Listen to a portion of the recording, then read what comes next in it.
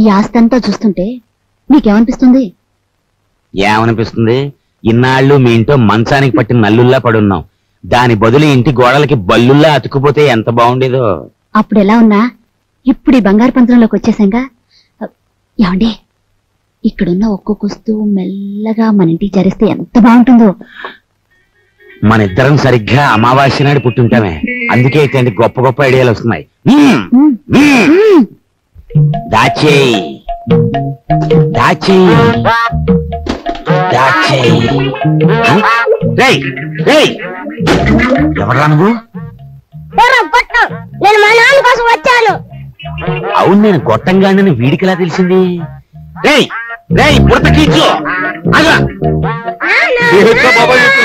బెట్రా, నువ్వు ఇక్కడికి వస్తే నా పేరు వరాలని భుజంగరావు కాదని అందరికీ తెలిసిపోద్ది.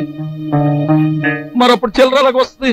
ఇదిగో బాబా, ఇదిగో ఈ డబ్బులు తీసుకుని నువ్వు వెళ్ళు వెళ్ళు. డూప్లికేట్ భుజంగరావు గారికి నమస్కారం. డూప్లికేట్ భుజంగరావు ఏమిటి? Non sense. డోంట్ టాక్ అంటే డోంట్ టాక్.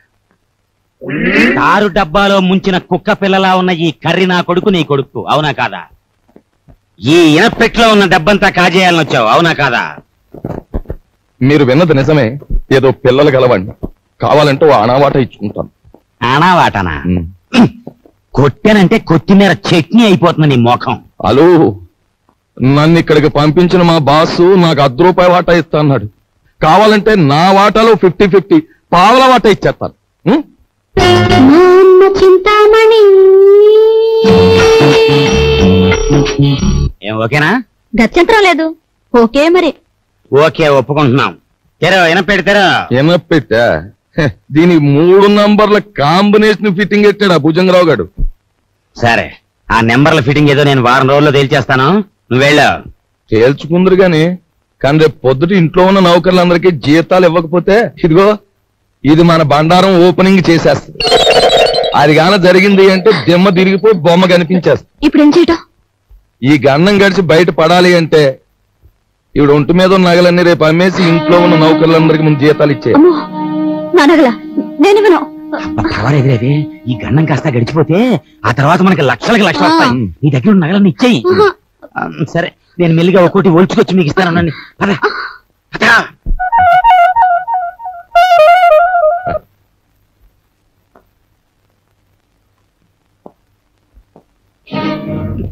నిన్న తాటాకులు కట్టావు, ఇప్పుడురా చూద్దాం.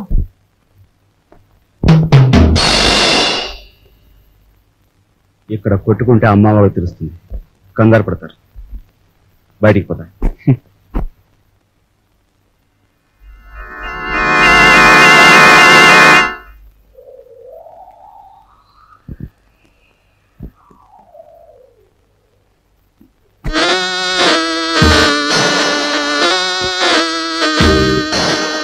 హీఈస్ జానీ జింజర్, మా బాస్ లాంటి వాడు. He's my brother. సారీ. అన్న, అక్క, తమ్ముడు ఇలాంటి వరుసలంటే నాకు అసహ్యం. మనని కట్టిపడేసేందుకు పెట్టుకున్న వరుసలు. అన్న, అక్క, తమ్ముడు ఇలాంటి వరుసలంటే నాకు అసహ్యం. మనని కట్టిపడేసేందుకు పెట్టుకున్న వరుసలు. He's mister Raj, Raviraj. Hello.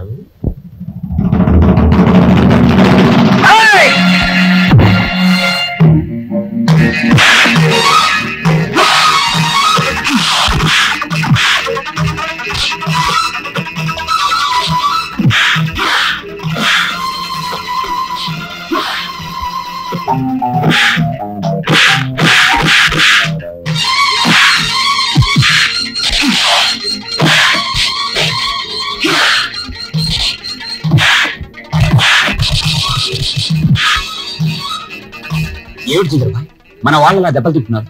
కొచ్చి రావడానికి కాదు, వాళ్ళని పంపించింది అతనికి సాలి రావడానికి.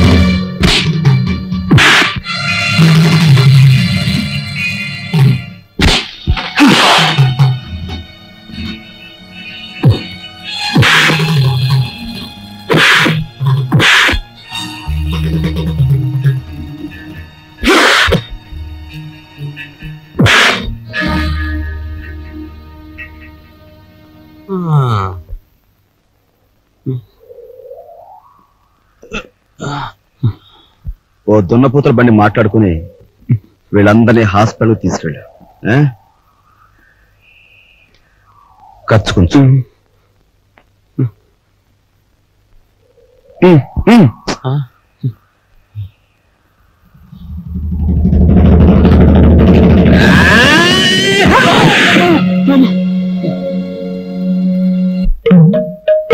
తొమ్మిది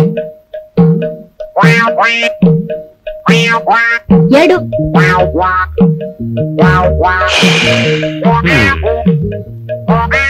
నా నడుము పట్టుకో, లాగో, దమ్ము బిగపట్టు, లాగో లాగో.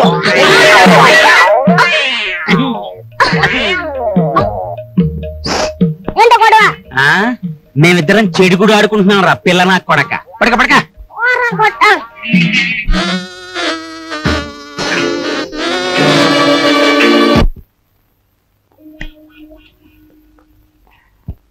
సార్ పెట్టేమనే కావాలి సార్, మంచి వెరైటీ ఉంది సార్. వద్దు పోయా. మంచి వెరైటీ సార్, మంచి ఫ్యామిలీ టైప్, ఇంతవరకు బిజినెస్ కూడా దిగరా. ఈ ఊరు పిల్లే సార్. పేరు సరస్వతి. సరస్వతి. పద. ఇదిగో గురు. Hello, police station. మీరు వెంటనే బయలుదేరి మంగమ్మ బ్రోతల్ హౌస్ కి రావాలి.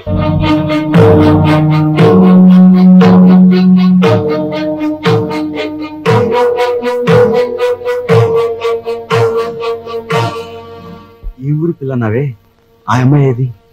సరస్వతి ఫ్యామిలీ ఇంకా వ్యాపారంలోకి దిగలే, మంచి హుషారైన.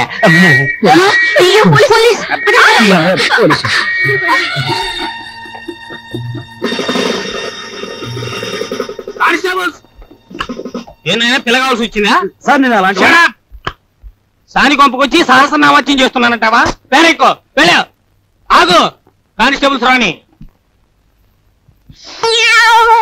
ఇది నాకే పోజు కొడుతోంది. Constables van ఎక్కించండి.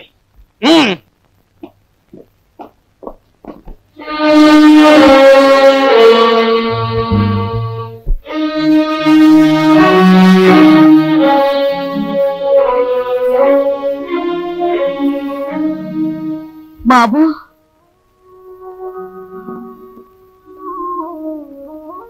నువ్వెందుకురా ఏదో తప్పు చేసినట్టు తలంచుకుంటావు? నీ సుఖం కోసం నువ్వు సాని కొంపకు వెళ్ళలేదని మాకు తెలుసురా. నీ సుఖం నువ్వు చూసుకునేవాడివైతే మట్టి పని ఎందుకు చేస్తావు? ప్రాణాన్ని తెగించి 8 రోజులు సైకిల్ ఎందుకు తొక్కుతావు? దర్జాగా ఈ అమ్మాయిని పెళ్లి చేసుకుని మహారాజులా బ్రతికేవాడివి. పాత పడుకున్నాయన లోపలికి పద, స్నానం చేసి భోంచొద్దు గాని. రేయ్, ఒకసారి ఇట్రా. ఏంటి ముసల్దానా? బాలే దర్జాగా ఉన్నావురా. చూసావా నా దర్జాకి మీ దరిద్రానికి మధ్య ఎంత అడ్డుగోడుందో? ఒరే, నిన్ను నేను ఎప్పుడు ఏమీ అడగలేదు, ఇప్పుడు అడుగుతున్నా. తలెత్తి ఒకసారి ఆకాశం మీద కుమ్మే. ఉమ్మా? అంతేరా నేను అడుగుతుంది. సరే.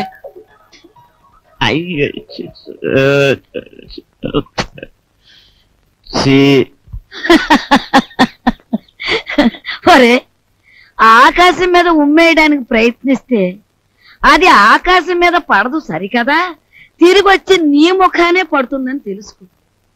పరువు కోసం ప్రాణాలొడ్డే నీ అన్నని ఇంటి పరువు తీసుకెళ్లి పెంట మీద పెట్టి నువ్వు ఏమి చేయలేవని తెలుసు. ముసలిముండా. ఒరే, దర్జాకి దరిద్రానికి మధ్యలో ఈ ఇనుప చెవులు అడ్డుగా ఉన్నాయి. నీ చెయ్య చితికిపోతుంది, జాగ్రత్త. జీతాలు ఇవ్వాలి గీతాలు ఇవ్వాలి అంటూ నా ఒంటి మీద నగలన్నీ ఒలిచిపోయావు. ఇంకా ఇమ్మంటే నా ప్రాణాలు తప్ప మరేమి లేవు. అనుకున్న ప్రకారం జీతాలు ఇవ్వకపోతే ప్రాణాలు దక్కవు, పరువు దక్కదు. లక్షల బీరువాలో వచ్చేయాలంటే ఏలు పెట్టాలి మరి. ఇదిగో, లేకపోతే మీరు రాజులాగా సైకిల్ పందెం అన్న దొక్కు. 8,000 వస్తాయి. 8,000. 8,000? చింతామణి దండ కూడా వేయి.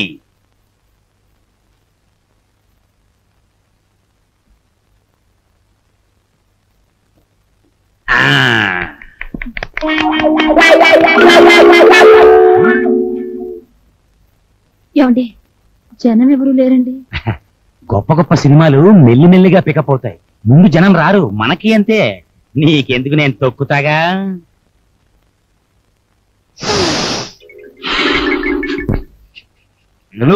రావయా, రిబ్బన్ కట్టికి టైం అయింది.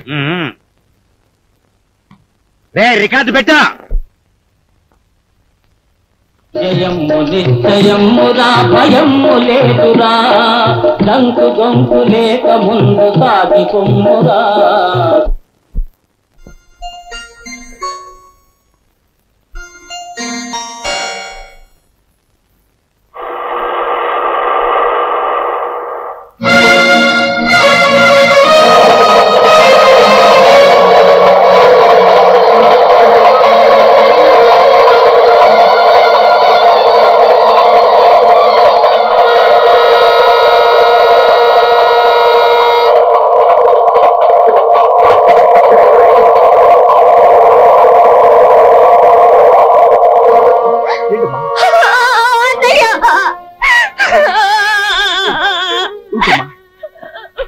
ఏం జరిగింది?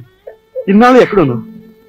ఆ రోజు నేను ఇంట్లోంచి వెళ్ళిపోయాక పెళ్లి చూపులకు వచ్చిన జయదేవిని కలిశాను. మీ ఎదురు కలవడానికి వీలు లేదని వాళ్ళ నాన్న శాసించారు. అందుకని మీ ఎదురు గుడిలోకి వెళ్ళి పెళ్లి చేసుకున్నాను. ఇప్పుడు వాళ్ళ నాన్న జయదేవికి వేరే పెళ్లి చేయాలని చూస్తున్నాడు. వేరే పెళ్లి చేయాలని చూస్తున్నాడు.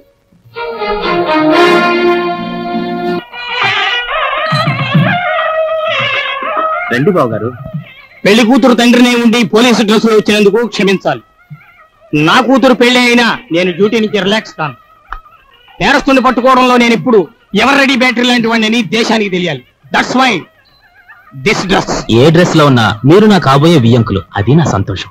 మీకు సంతోషం అయితే మాకు సంతోషమే.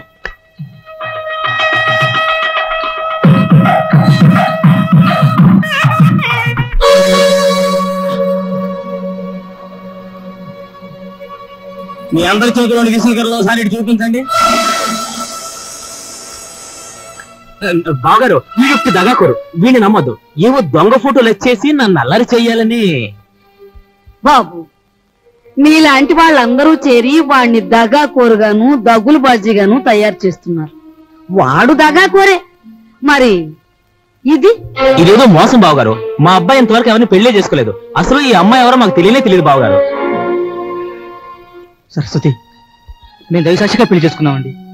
మా ఇష్టం లేకుండా బలవంతంగా ఈ పెళ్లి జరిపిస్తున్నాడు మా నాన్న. సరదాగా దండలు మార్చుకున్నంత మాత్రాన అది పెళ్లి అవుతుందా? సరదాగా దండలు మార్చుకోవడం కాదు, కొంతకాలం కాపురం కూడా చేశారు.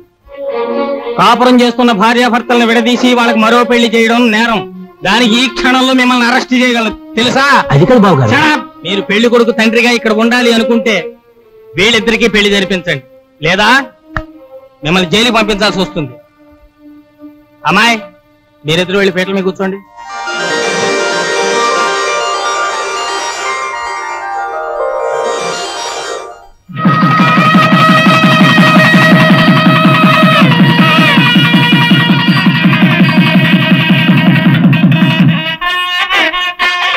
ఒరే నాయనా, బాబు ఇదంతా నీ గొప్పతనం రా.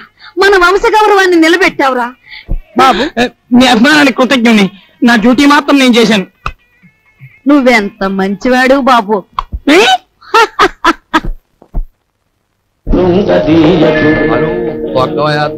హలో తక్కురా. అమ్మ కుర్ర నా కొడక, నీ కూడా లోకు అయిపోయాను రా. తెల్లారేలోగా నీ నుంచి నీ బాబు నుంచి దొక్కుతాను రా, పేడ వదిలిపోతే. నువ్వు టీ తాగరా.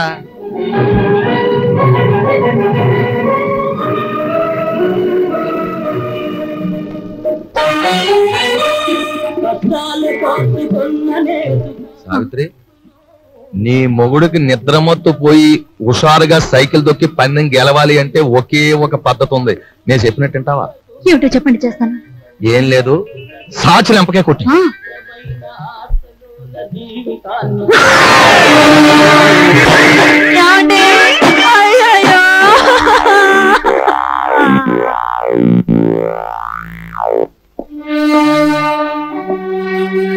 చూడు బ్రదర్, మీ దంపతులిద్దరూ మీ బావగారింట్లో ప్రవేశించి ఆయన చావు కారకులయ్యారు. అందుకే మిమ్మల్ని ఇక్కడికి పిలిపించాను. ఇక్కడ మా ఇంట్లో మా సంపదను దోచుకోవడానికి మీరెన్ని ప్రయత్నాలు చేశారో సాక్ష్యాధారాలున్నాయి. వాటితో మా అమ్మాయి మిమ్మల్ని పోలీసులకు అప్పగించగలదు. కానీ అలా చేస్తే పోయేది ఆ ఇంటి పరువే గనక అలా చేయదలుచుకోలేదు. ఆ నగలివు.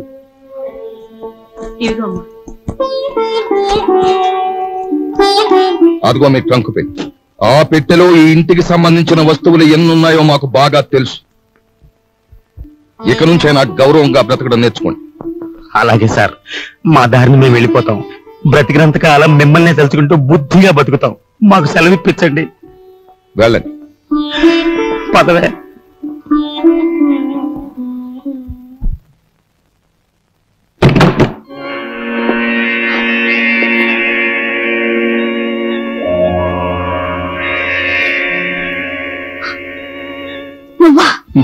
నేను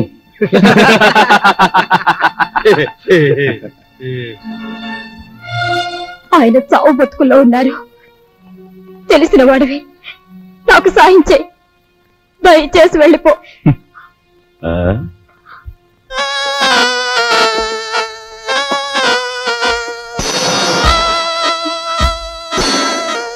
సారీ డియర్, సారీ. నాది ఎన్నాళ్ళ కోరికో. గురుదక్షిణ.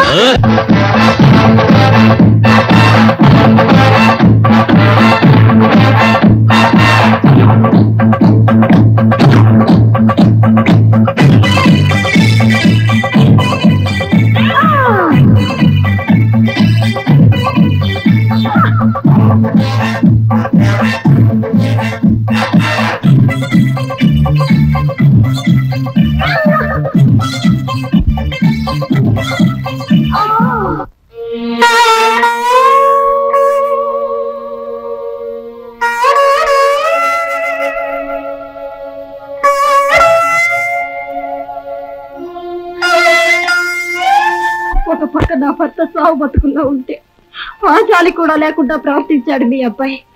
మీ ఇంటి పరువు ఇలా మంట కలిసిపోతుంటే మీరెందుకు ఊరుకుంటున్నారో నాకు అర్థం కావటం లేదు. మీకు ఆడపిల్లలున్నారు. ఆడపిల్లల జీవితాలతో ఆడుకునే అలాంటి వాడిని మీరు విచ్చలవిడిగా వదిలేస్తే ఏమవుతుందో ఒక్కసారి ఆలోచించండి. మీకు ఆడపిల్లలున్నారు. ఆడపిల్లల జీవితాలతో ఆడుకునే అలాంటి వాడిని మీరు విచ్చలవిడిగా వదిలేస్తే ఏమవుతుందో ఒక్కసారి ఆలోచించండి.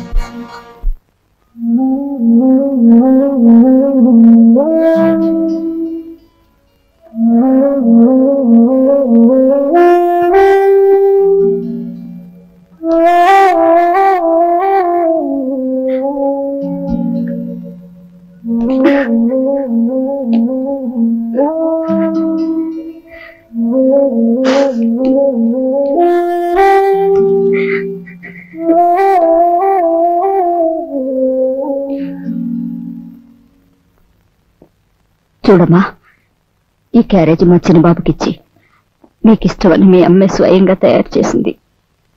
ఒక్కటి కూడా వదలకుండా తినమని చెప్పి. తమ్ముడు క్యారేజ్ నేను తీసుకెళ్తాను, నువ్వు పద. ఏమ్మా, ఇన్ని వండి తమ్ముడికే పంపిస్తున్నావు, ఏ నేను తినకూడదా? అది కాదు బాబు, అది నాకు తెలుసమ్మా. నాన్నగారు చనిపోయిన దగ్గర నుంచి ఏనాడు పిండి వంటలు చేయను నువ్వు. ఈ వేళ ఇంత శ్రమపడి నువ్వు వండావంటే ఇదేమిటో ఊహించగలను. చిన్నవాడు వీధిలోకి వెళ్లి చెయ్యకూడని ఘోరాలు చేస్తున్నాడు.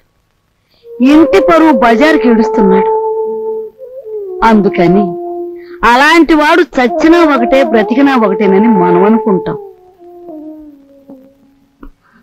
తల్లి కదూ, చంపేయడానికే నిర్ణయించుకున్నాం.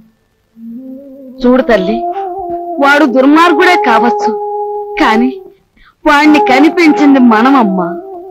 చూడు, వాడు ఇవాళ ఇలా తయారయ్యాడంటే దానికి కారణం మన పెంపకం కదూ. అందుకని ముందుగా ఆ విషయం మనం తిని తర్వాత వాడికి పెడదాం. ఏమ్మా?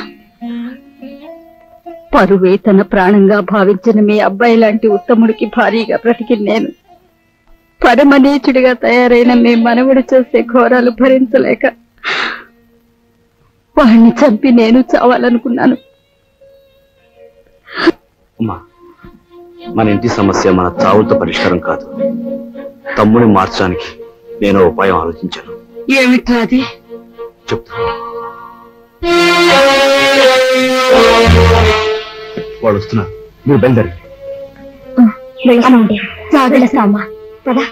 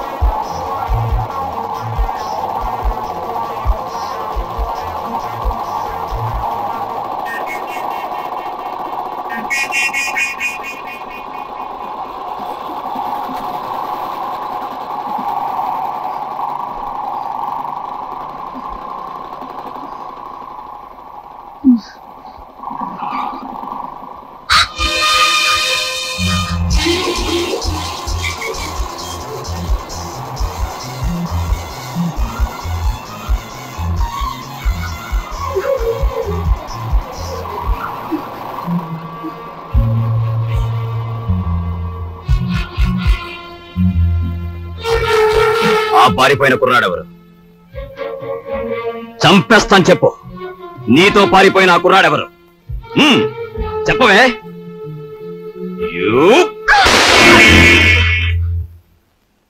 ఆ సంగతి అడగటానికి నువ్వెవరు? ఎవరన్నా? సమాధానం చెప్పకపోతే పళ్ళు రాలగొడతాను. అప్పుడు తెలుస్తుంది నేనెవరినో. చెప్పు. నీతో చేయి కలిపి నా కుర్రాడెవరు? ఏమిటి, నా మీదేదో అధికారం పెద్దరికే ఉన్నట్టు అలా దబాయించి అడుగుతున్నావు? నీకు సమాధానం చెప్పాల్సిన అవసరం నాకు లేదు. ఎందుకు లేదు? నేను నీ అన్నయ్యని. అన్న, అక్క, చెల్లెలు ఇలాంటి వరసలంటే నాకు అసహ్యం. అధికారం చలాయించేందుకు పెట్టుకున్న వరసలవి. మర్యాదగా వెళ్ళు, లేకపోతే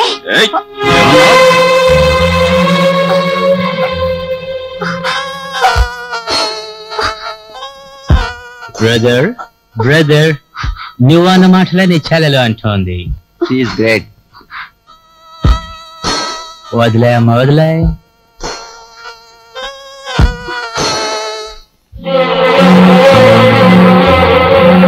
చూడు బ్రదర్, ఆ వేళ ఆ పిల్లని అనుభవించే గురువు అన్నట్టు తోసావు. ఈ పిల్ల నీ చెల్లి అని సెంటిమెంట్ ఉంటే కాసేపు అలా పక్క తప్పు. అది నీకు మంచిది, మాకు మంచిది. నా చెల్లి నేను చేతురా ప్లీజ్.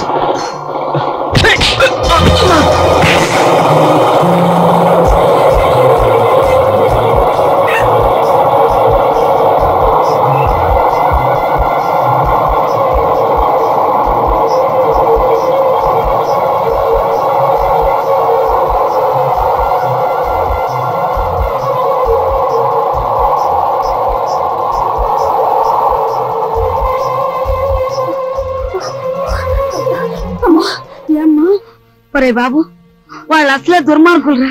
వాడిని ఏం చేస్తారో ఏమో. కాస్త నువ్వు వెళ్ళు బాబు.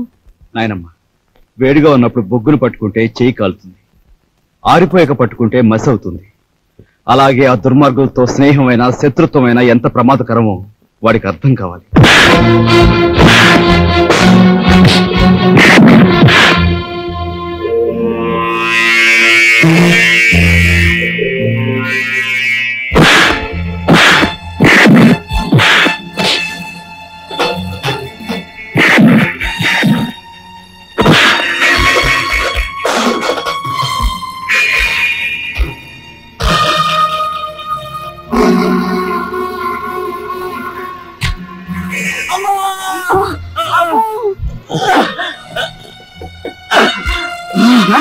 అమ్మో, ఎంత పని జరిగిందిరా.